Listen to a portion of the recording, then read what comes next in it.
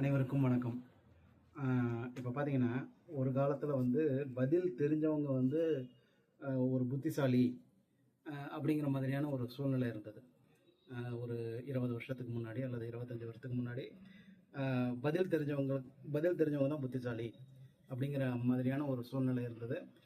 யார் ஒருத்தன் எந்த விஷயத்துக்காக நான் எக்ஸ்பிளைன் பண்ணானோ அவனை புத்திசாலியாக கருதக்கூடிய ஒரு சூழ்நிலை இருந்தது.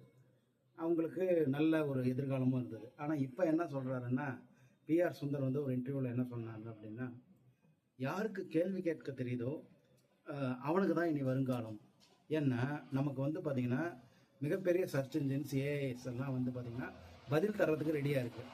ஆனால் அதுக்கிட்ட நமக்கு தேவையான அல்லது கரெக்டான பதிலை வாங்கிறதுக்கான நுட்பமான கேள்விகளை நம்மளால் கேட்க முடியல அப்படிங்கிற மாதிரியான ஒரு நிலைமை வந்து செட் ஆகி போகுது.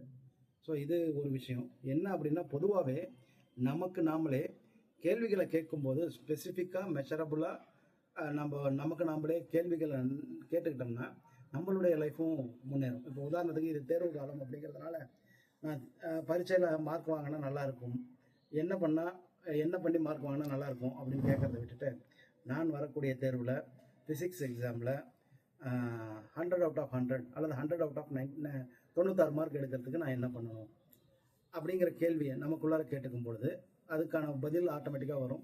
நம்ம அதை செஞ்சோம்னா நம்ம எங்கேயோ போகலாம் அப்படிங்கிறது தான். ஸோ நாம் முன்னேறினாலும் சரி, புற உலகில் முன்னேறினாலும் சரி, கேள்வி கேட்க தெரிவது அவசியம். நன்றி.